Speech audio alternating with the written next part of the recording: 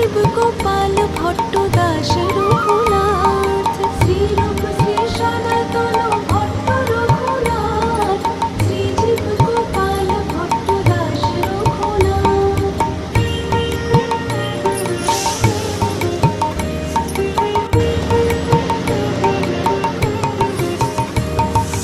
এই ছয় গোসাইর করে চরণ মণ্ডল, যাহা হইতে বিঘ্ন নাশ অভীষ্ট